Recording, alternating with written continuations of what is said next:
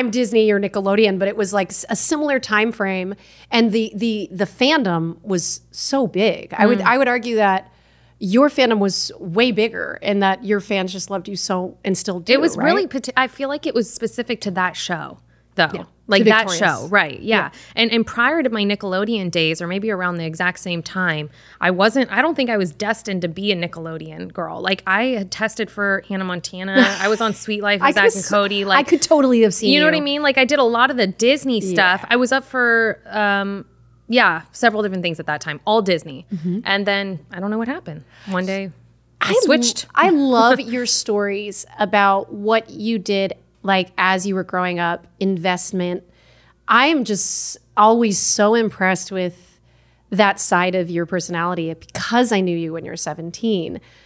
When did you start investing your money? Early 20s. Well, actually, no. I invested before. I invested for the first time in stocks at 16.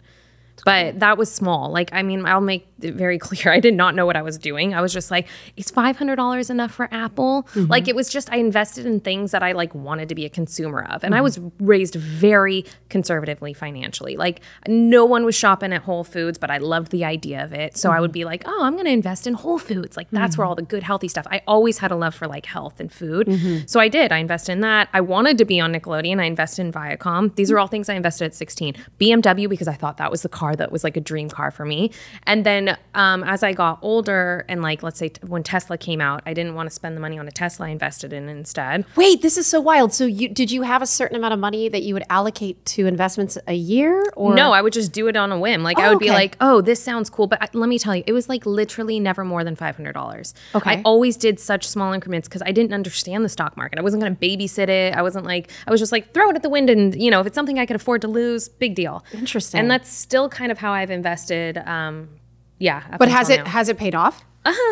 I prematurely sold my Apple stock, but it would have paid off. And it did. It was just, I wish I still had it. Yeah. Stocks or whatever, like they're kind of just sitting there. They have been like a really nice little like slush fund that I've like borrowed against since, which has been really helpful. Like we basically did our entire renovation on our home basically from borrowing against as collateral. That was just like all from investment money. But like what you're saying right now is like you're so financially fluent. It's fantastic. Because I didn't want to be poor. Did you see other people not spending their money correctly? I was one of them. But you didn't know me that way. But I wasn't really paying close attention. I just knew that even before acting, when I was really young, like I always sold stuff. Like I would do garage sales on the weekend. I would make clothes and sell them. I would pierce my friends' ears and charge them. I literally was always trying to make money, bejeweled things, anything that was trendy. People wanted fake nails for their 5th grade graduation. I bought the kit. Like I tried to figure out fake nails. I didn't know this about you. Yeah. It's exhausting. It's a trauma response. From what? I don't know, like not feeling like I was secure, that like money was always talked about. It was always like a concern growing up. So I just was always like, I'm going to be self-sufficient. I don't want anyone to ever worry about me. I paid for my lunches. I paid for the Game Boy. I bought it for my brother. Like I did all the things on my own, the best that I could. And that's always sort of stuck with me.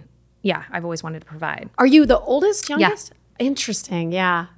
Oldest, I've seen a lot of memes of like how the oldest is always considered like, you know, they pick up the slack. They're the most responsible. They don't want to bother anybody. Yes, like, that's me. Yeah. Yeah. Disassociation queen. See, my perception of you was that you were young. Oh, no. And I can relate to that only that I was the youngest of 4. Oh. So I was the baby. I was literally called the baby. And then when I was casted as Ren, I was like the older sister. And so like everybody perceives me as the older sister type. And it's like, I can't live that down. So I've kind of had to understand what that's like to feel that archetype of the older sister, which is like, I will take care of myself. I will find a way to make the money to make this happen or something. Yeah, right? totally. I have 2 sisters that I don't currently speak to, but that doesn't mean that we can't, you know, at some point heal when everyone's in a really healthy space. Like it's just like, I feel like sibling relationships, especially now having 2,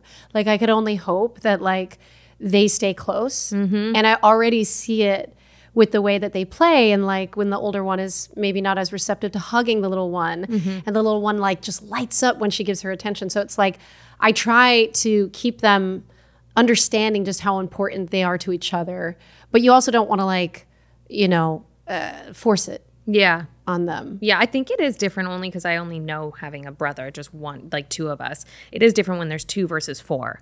I think that there's room for, not error, but like room for some like kerfuffle in the foursome. Rather with the 2, it's like you're each other's everything. Like, and you don't really have a choice. Like even if you don't want to be, they're the only ones you got. Did you know with Andrew that you guys wanted to have another one after your first? Yeah, I did. Our first was shocking. Like I did not, and I wanted 6 kids. Like I always thought that I would have like a handful of kids. I loved kids. Yeah. But it was so consuming and you're like, oh my goodness, I don't know sleep. I don't know time. I don't know eating. I don't know anything anymore. Like everything was new and it was a lot at once. And Ivory happened to us. Like she literally was like, whoosh, here I am. And I don't even remember being pregnant the second time. Like it was just like boom, boom. Yeah. And I'm so glad. Like we wouldn't have it any other way. And where we are now, it's like 2 is perfect. This is, I mean, it's a lot, but it's great. Yeah. The door's not closed, but I'm not focusing on growing the family at the moment. The world is crazy and you take it one day at a time. Yes. But multiples is a whole different thing. And that's not to say like I remember before having kids to having one kid, when people would talk about being like animal parents, I would be like, what are you talking about? It's not the same. But I remember being a dog lover, thinking my dog was in my Utah. Child.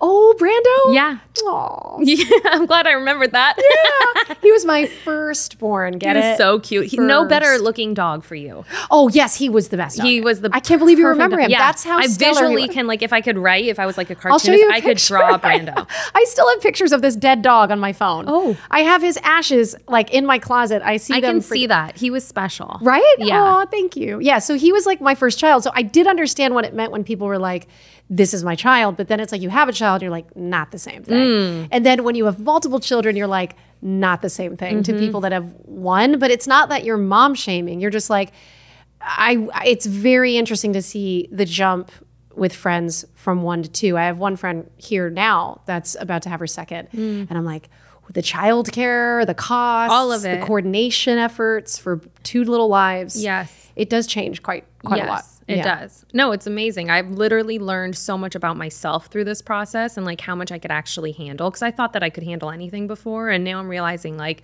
you need to take a break, a breath, a sip of water and sit down, which I still haven't been good at. Like I truly never sit down. This is really nice. I like this chair. Oh, good. Yeah, I'm so happy. And do you have water? I do. It's great. Okay, hydration. Sip it. Yeah, it's cold. So, oh my goodness. It's so fun to talk about Utah, and it's so fun to talk about just how we've really been in each other's lives peripherally, but I feel like I've always wanted you to know how I've seen you grow, and I'm sad that I don't live closer because I feel like we could have maybe made more, I wish we could have hung out more. Yeah. But I'm just always so honored to like know you. And I saw you get on stage with the iCarly, was it the concert? Oh, the concert that Matt does. That looked like so much fun. Yeah, he does these fun DJ shows. You should guest if you ever want to. I will guest. I'm sure he's in Texas. I mean, I've got Bop to the Top. They asked me to be on that one. And then Be Our Guest is also another one that happens. There's all these like... Oh, I didn't know that. So nostalgia is like such a thing. And, we are approached all the time about this stuff. People make content like that's like an homage to the things that we've done in the past.